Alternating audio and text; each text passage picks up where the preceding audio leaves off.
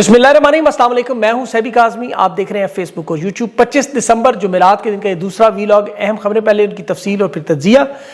सबसे पहले तहरीक इंसाफ के जो मुज़ाकरात है उसके हवाले से अहम मालूमात। साथ मुज़ाहमती तहरीक सुहेल अफरीदी पहली दफ़ा पंजाब में जो 3 साल बाद मैदान सजने जा रहे हैं। पंजाब जगाने खान के खिलाड़ी मैदान में उतरे हैं और सुहेल अफरीदी ने अपने आबाई हल्के से भी खान की तहरीक शुरू की। और डीजी एक बार फिर निशाने पर। पेशावर, बलोचिस्तान, चित्राल की सड़कें भी गर्म। और सुहेल अफरीदी के खतरनाक वार जो ऑपरेशन और ड्रोन के हवाले से तफसीलात है वो भी आपके सामने रखूंगा। और शहजाद अकबर अपने ऊपर हमले के बाद पहला ऑफिशियल बयान, गंदे चेहरे भी उन्होंने बेनकाब किए। फील्ड मार्शल के रिश्तेदारों की भी मौजे, पांचों घी में सर कढ़ाई में। एसपी नकवी की करप्शन और नाहलिया वफाकी वजीर कायद-ए-आज़म की पैदाइश के दिन को बरसी मना रहे हैं। और ट्रंप की खारजा पॉलिसी में शहबाज शरीफ उठाने में नंबर 1 दुनिया में, नखरे उनके। मुआशी हालात के मजीद झटके, खतरनाक बड़ी रिपोर्ट। और इसकी तफसील अगर आप तो तहरीक इंसाफ ने और तहरीक आइन ने, तहफ़्फ़ुज़ पाकिस्तान ने 8 फरवरी योम सियाह के साथ पूरे पाकिस्तान को निकलने का कह दिया है। और मुज़ाकरात के मामले पर महमूद अचकज़ई को इजाज़त मिल गई है। अब इन मुज़ाकरात को कहा जा रहा है इस्टेब्लिशमेंट की भी हमायत हासिल है, लेकिन चूंकि तहरीक इंसाफ इन पर एतमाद नहीं करते, इसीलिए स्ट्रीट मूवमेंट की तैयारियां जारी हैं। बलोचिस्तान से पंजाब, पूरे पाकिस्तान में 8 तारीख को पूरी कौम को योम सियाह मनाते हुए सड़कों पर निकलने की हदायत है। ये इलेक्शन की लूटमार और मैंडेट छीनने का आपको पता है 2 साल पूरे होने। और कल पहली दफ़ा लिबर्टी मार्केट में स्ट्रीट मूवमेंट का सुहेल अफरीदी पैगाम लेके जाएंगे। कारकुनान को रात 9 बजे की कॉल है। और ये पंजाब में अब क्या होगा, पंजाब पुलिस जानवरों की तरह टूटेगी या इजाज़त मिलेगी, ये बड़ा अहम है। क्योंकि 12 बजे मोटरवे से भीरा से जो सुहेल अफरीदी और केपी के जो मेंबरान हैं यहाँ से लाहौर जाएंगे। ये आप याद रखें कि 3 साल में अभी तक कोई पंजाब में एक्टिविटी नहीं हुई। ये इनकी पहली बड़ी एक्टिविटी है। ये जो जमूद तारी है ये ख़त्म हुआ, टूटा तो फिर आगे मामला मुख्तलिफ हालात में चला जाएगा। ये कल बड़ा अहम दिन है। ये फैसले सुहेल अफरीदी खुद भी कर रहे हैं और आपको पता है हुकूमत मुज़ाकरात और बातचीत के दावे भी कर रहे हैं। ये भी सब कुछ खुल के सामने आ जाएगा क्या लाएअमल होगा, क्योंकि नून लीग के कुछ रहनुमा मुज़ाकरात की शदीद तरीन मुखालफत कर रहे हैं। और खैबर पख्तूनख्वा में भी इनके कुछ ग्रुप जो है वो एक्टिव हुए हैं। असल में ये मामला आपको पता है अली मीन गंडापुर ने जो 2.5 साल में तहरीक इंसाफ को शदीद नुकसान पहुंचा, शदीद। अब सुहेल अफरीदी के आने के बाद वो रिकवरी हो रही है। ये इस वक्त इमरान खान की हिदायत पर ज़ाहिर है मौसर साबित हो रहे हैं, काम कर रहे हैं। और स्टैब्लिशमेंट से इसी वजह से नाराज़ भी है सख्त। अब इन्होंने इसका हल क्या निकाला कि इन्हें पता है सुहेल अफरीदी की मकबूलियत है, अब उस पर कोई डेंट डाला जाए। ये वाहिद रहनुमा है तहरीक इंसाफ के जो मुज़ाहमती तहरीक भी चला सकते हैं, एहतजाज भी कर सकते हैं। और ये एक ऐसा शख्स है जिस पे पाकिस्तान की अवाम एतमाद कर रही है, फ्रंट फेस कहा जाए। इसीलिए इनकी कोशिश अवाम में ख़राब करें। ये जो ड्रोन हमले आपको नज़र आ रहे हैं ये इसी वजह से कि अवाम को बताया जाए कि देख लो सुहेल अफरीदी ड्रोन हमले नहीं रुकवा सकता। अगर गंडापुर नहीं रुकवा सकता तो फिर ये कैसे रुकवाएगा। हकीकत यह है कि देखें, इमरान खान खुद भी अगर जेल से बाहर होते तो शायद ये ड्रोन हमले ना रुकवा सकते। कातलाना हमले पर इमरान खान FIR नहीं कटवा सके थे। उसकी वजह देखें, इनके पास कोई बंदूकें नहीं है, इनके पास कोई मुसल्लह जत्थे नहीं है। अक्टूबर, नवंबर, दिसंबर में 24 ड्रोन हमले खैबर पख्तूनख्वा में। मकसद क्या है कि सुहेल अफरीदी पे लोग एतमाद करना छोड़ दें। उसमें ज़ाहिर है गंडापुर के ग्रुप के लोग भी शामिल हैं। अब तहरीक इंसाफ ज़ाहिर है, जैसे मैंने कहा, कोई मुसल्लह जत्था नहीं है, ये फ़ौज से ज़्यादा ताकत भी नहीं रखते। 7 लाख की फ़ौज है, उनके पास हथियार है। ये तो नहीं कह सकते आंधा ड्रोन हमला तो हम ये कर देंगे वो कर देंगे, ये तो नहीं हो सकता।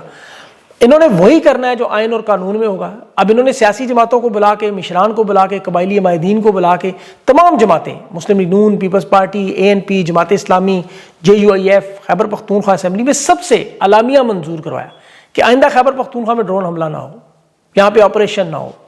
लेकिन इन्होंने आज फिर खैबर पख्तूनख्वा टांक में, शादी खेल में क्वाडकाप्टर से हमला किया, 9 बच्चे जख्मी हुए। उसके अलावा वजीरिस्तान, बाजोड़, लकी मरवत, वादी तीरा, मेहमद खेल में, वजीरिस्तान में, मोस्की में हमले कर रहे हैं। अब सुहेल अफरीदी और इनकी हुकूमत के पास हल एक ही है, और वो मेरे ख्याल में ये पंजाब के मामले के बाद होगा। एक तो ज़ाहिर है FIR कटवानी, दूसरा सारी की सारी खैबर पख्तूनख्वा असेंबली, कौमी असेंबली, सेनेट में जो तहरीक इंसाफ के लोग हैं, सेंट्रल लीडरशिप, टिकट होल्डर्स, ये सारे के सारे बगैर अवाम के इस्लामाबाद पार्लियामेंट या सुप्रीम कोर्ट के बाद धरना दें और उस वक्त तक ना उठें जब तक कोई फैसला ना हो। क्योंकि 4 करोड़ की देखिए नुमाइंदा हुकूमत है, इन्होंने सिर्फ वहाँ कानून साजी तो नहीं करनी, सूबा ज़रूर चलाना है, और वो चलाना भी खान के विजन के मुताबिक है, अवामी फैसले। आज इनके बयानात बड़े सख्त थे, बाजोड़ में जो बात कर रहे थे कि हम लेबॉर्ट्री नहीं है, तजर्बे ना करें, पख्तूनों को इंसान समझें, कोलेटरल डैमेज में आम लोग जो उनको जानी और माली नुकसान हो रहा है। اب سیاسی تحریک کا دیکھیں سب سے بڑا پہلو یہ ہے کہ خیبر پختونخوا میں عوام کے سامنے یہ مسئلہ بھی رکھیں اور اس کے ساتھ عوام کو معاشی مسائل کے بارے میں بھی اجاگر کریں. یہ ان کا کام ہے. قومی سلامتی خاص طور پر, استحکام, یکجہتی, یہ جو بیانیاں بنا رہی ہے اسٹیبلشمنٹ, یہ عوام کو سمجھائیں کہ آپ کا اصل مسئلہ کیا ہے. میں آگے چل کے آپ کو ان کی معاشی وارداتیں بتاتا ہوں, اس سے آپ کو اندازہ ہوگا, ہو سکتا ہے تحریک انصاف کے رہنماؤں کو بھی کچھ سمجھ آ جائے. آپ ان تمام لوگوں کا ساتھ دیں جو میدان میں موجود ہیں. تحریک انصاف کی مرکزی قیادت جو ہے, بیرسٹر گور ہو گئے, سلمان اکرم ہے, شیخ وقاص ہے.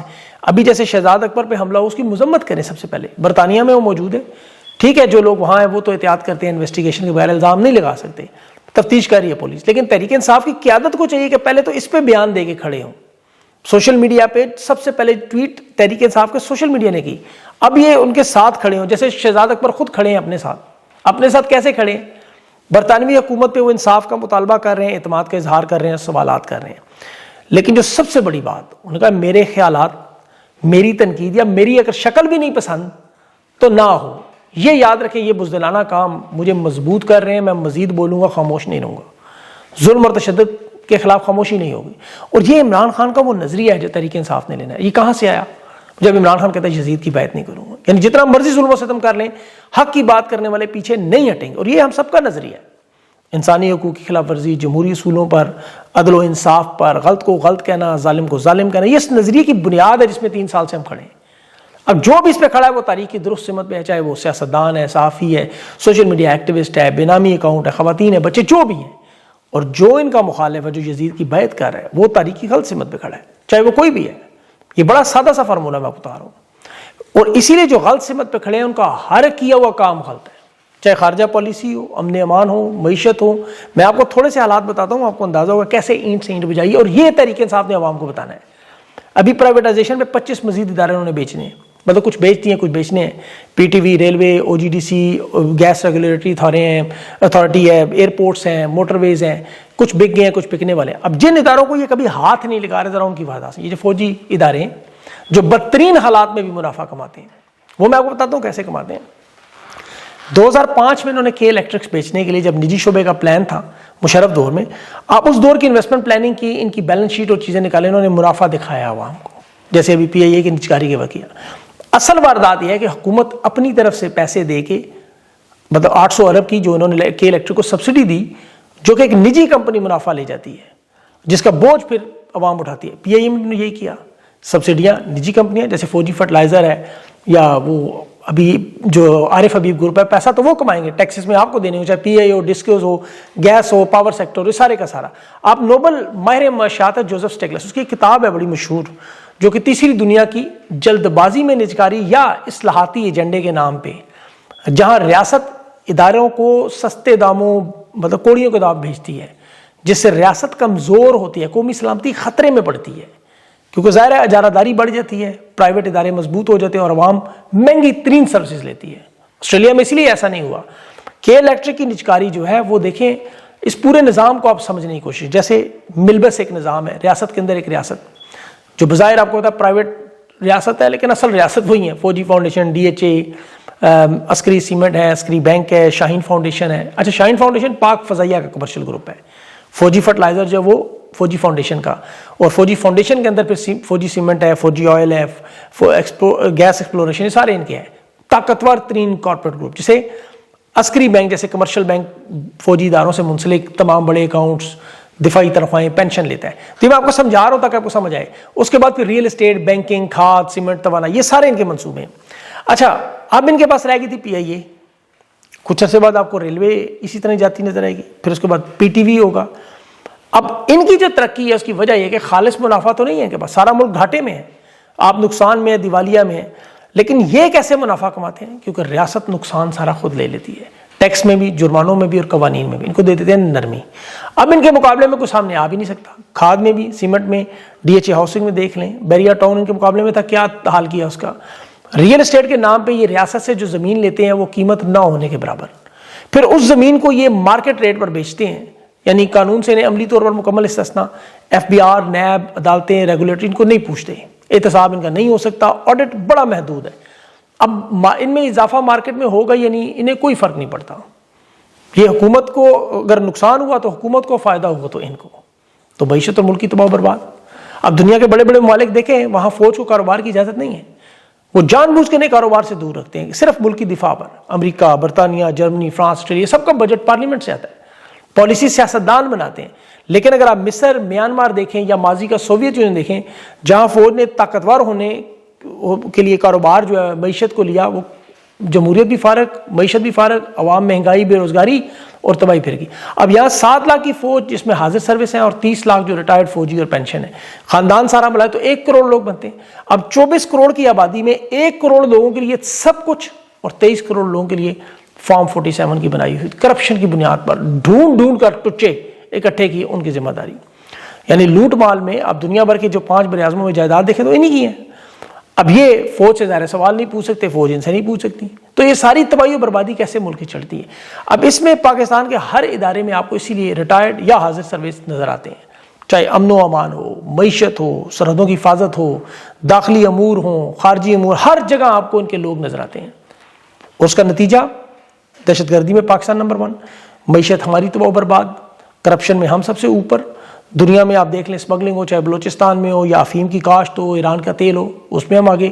اور معاشی تباہی و بربادی میں جو مہنگائی میں IMF ورلڈ بینک کی رپورٹ پڑھ لیں, بے روزگاری میں آپ دیکھ لیں, عدلیہ کے حالات آپ دیکھ لیں, یہ سب کچھ کنٹرول کر کے الیکشن, منتخب حکومتیں, ادارے, اس کے بعد یہ کیا بات کرتے ہیں, یہ بڑا انٹرسٹنگ ہے. یہ چیز سب کو سمجھنی ہے. ابھی جو کور کمانڈر کانفرنس میں کہا نا, قومی یکجہتی, قومی سلامتی اور پاکستان کو نقصان پہنچانے والے سیاسی اور غیر سیاسی لوگوں کو نہیں چھوڑیں. اب آپ سوچیں نقصان کون پہنچا رہا ہے اور فائدہ کون. آپ دیکھیں, یہ میں نے سارا آپ کو بتایا, قومی سلامتی, قومی یکجہتی کو کیسے نقصان پہنچایا.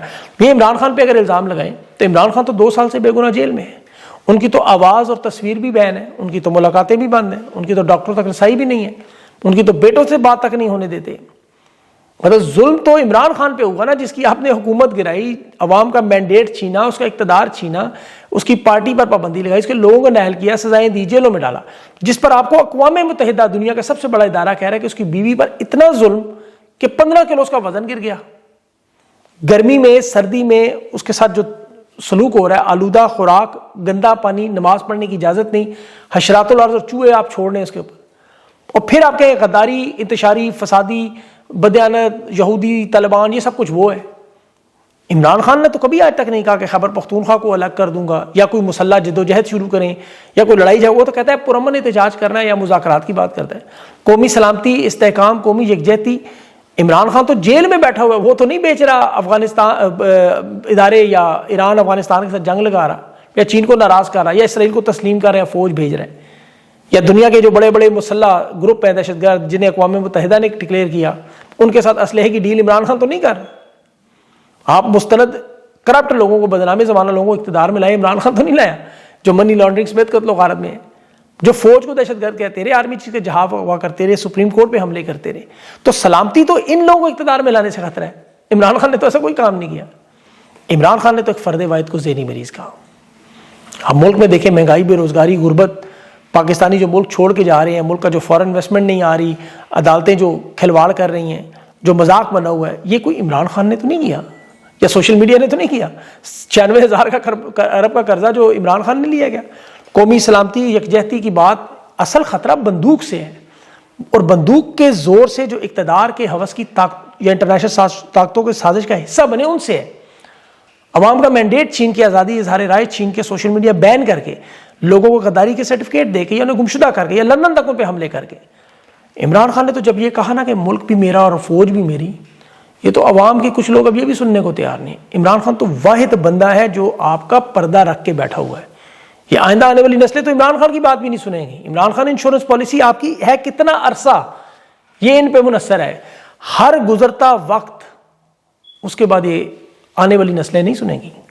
یہ معاملات عمران خان کے ہاتھ سے بھی نکل جائیں گے, کیونکہ 2 چیزیں عمران خان نہیں کنٹرول کر سکتا, ایک پیٹ کی بھوک اور دوسرا دماغ کا شعور. آپ دنیا میں دیکھیں جہاں بھی انقلاب آیا, جو قومیں اپنے حقوق کے لیے کھڑی ہوئیں, تو اس میں 2 ہی بڑی وجوہات تھیں. ایک تو یا تو پیٹ کی ان کی بھوک تھی یا ان کے دماغ میں شعور آیا. پیٹ کی بھوک, ترقیات جو بڑے ملک ہیں ان کی 100 سالہ تاریخ دیکھیں, فرانس, روس وغیرہ, تو وہاں آپ کو تھوڑا سا نظر آتی ہے, لیکن زیادہ لوگ وہاں نکلتے رہے دماغ کے شعور سے, غلط اور صحیح کو سمجھ کے, دلیری سے فیصلے کرتے. لیکن تھرڈ ورلڈ جو تیسری دنیا ہے, یہاں سری لنکا, بنگلہ دیش, نیپال, یہاں لوگ اپنے پیٹ کی بھوک سے نکلے, نوکریوں کا مسئلہ، بے روزگاری کا مسئلہ، خوراک نہیں ہے، اور پھر یہ صدارتی محل یا پارلیمنٹ گئے۔ اب پاکستان میں پیٹ کی بھوک بھی اور دماغ کے شعور دونوں کو ملائیں تو پھر یہ پارلیمنٹ سینٹ نہیں جائیں گے، جاتی عمرہ نہیں جائیں گے، بلاول ہاؤس نہیں جائیں گے، یہ پنڈی جائیں گے، تو اصل مسائل انہیں پتہ ہے وہاں کا۔ آپ پوچھ لیں پاکستان کی عوام میں جس مرضی بندے کو کھڑا کر کے کہ مسائل کا اصل وجہ کیا وہ آپ کو بتا دیں گے۔ اب پاکستانیوں کو دوسرا ظلم اور تشدد نظر آتا ہے، جو اب پنجاب میں صرف دیکھیں تو ایک ظالم یہاں جنرل رانی قانون مکمل نافذ ہے۔ یہ جو ماورائے عدالت کیسز ہو رہے ہیں، ابھی ایک شخص کی میں ویڈیو دیکھ رہا تھا منظر عام پہ، وہ سی ٹی ڈی اس کا دروازہ کھٹکھٹا رہی تھی اور وہ ویڈیو بنا رہا تھا کہ اگر میں ابھی زندہ جا رہا ہوں اور واپس نہ آیا تو ویڈیو وائرل کر دینا۔ مطلب لوگوں کو یقین ہے کہ ان کے ہاتھ چڑھے تو ہماری زندگیاں گئیں۔ بھائی جرم اگر آپ نے کیا ہے، کوئی بھی کیا ہے، تو عدالتیں یا تو بند کر دیں یا مریم لا باقاعدہ نافذ کر دیں۔ پنجاب میں جیلوں سے نکال کے ماورائے عدالت قانون کے، اور اس میں بڑے بڑے کلینک سے، بڑے بڑے بزنس سے بھتہ لیا جاتا ہے۔ صحیح، یہ محسن نقوی خاندان، یہ جو ابھی ایس پی شہربانو نقوی ہے، ان کی آپ نے ٹک ٹاک پہ جن کی نوٹنکی دیکھی، وہ دلی کرائمز مجھے یاد آ جاتی ہے ان کو میں جب بھی دیکھتا ہوں، ویب سیریز والی، وہ خاتون انہیں کی طرح لگتی ہے ویسے۔ آپ ان کی دیکھیں واردات، ابھی لاہور میں آنکھوں کے اسپیشلسٹ ڈاکٹر علی زین، بڑے اچھے ڈاکٹر ہیں، بڑا مشہور نام ہے ان کا، طاقتور لوگ ان کے بڑے مریض آتے ہیں، وہاں آ گئی طاقتور فیملی۔ اب آپ کو پتہ ہے ان کی بھی آنکھیں دکھتی ہیں، ویسے بال ہوگا بھی آنکھوں میں شاید، لیکن انہوں نے کہا مریض کی 6x6 آنکھیں ٹھیک ہے۔ ڈاکٹر نے اپنی فیس لی 1.5 لاکھ جو بنتی تھی، مریض چلا گیا ایس پی شہربانو کے پاس کہ میں مطمئن نہیں ہوں۔ اب پتہ نہیں مطمئن کیسے کرنا تھا۔ وہ ڈاکٹر علی زین کو اٹھانے کے لیے آئے، اس کا وہ گارڈ لے گئے اٹھا کے کہ ڈاکٹر آئے گا تو چھوڑیں گے۔ خیر وہ ڈاکٹر صاحب آئے، اس کے بعد انہوں نے جی مریض مطمئن نہیں، پیسے دیں۔ انہوں نے کہا جی فیس لی ہے 1.5 لاکھ، کہ نہیں آپ 4 لاکھ دیں۔ ڈاکٹر نے 4 لاکھ کے 12 دیے، 4 لاکھ، اور پھر کانٹریکٹ سائن کروایا دھمکیاں دے کے کہ دستخط کرو ورنہ 110 طریقے گردن تمہاری دبوچ لیں گے۔ اب یہ پڑھے لکھے ڈاکٹر، اس نے بیچارے نے سائن کیا، جان چھڑائی، اور پھر وی لاگ پہ بیٹھ گیا وہ پتہ نہیں مجیب الرحمان شامی صاحب کے بیٹے ہیں، نام بھول گیا اس کے ساتھ۔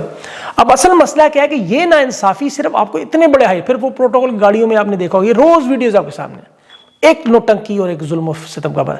تو یہ چیزیں تحریک انصاف کو عوام کو بار بار بتانی ہے تاکہ لوگوں کو سمجھ آئے کہ یہ جس معاشرے میں انصاف ختم ہو جائے وہ پھر جنگل کا معاشرہ بن جاتا ہے، اور جنگل کے معاشرے میں آپ کو پتہ ہے کیا اصول ہے۔ اللہ تعالیٰ پاکستان پر اپنا رحم و کرم کرے اور آپ لوگوں کو شعور دے، دماغ کا بھی، تاکہ ہماری یہ آنکھوں کی بھوک ختم ہو اور ہم اپنے اصل مسائل کو دیکھتے اس طرف چلیں۔ اپنا خیال رکھیں، مجھے اجازت دیں، اللہ حافظ۔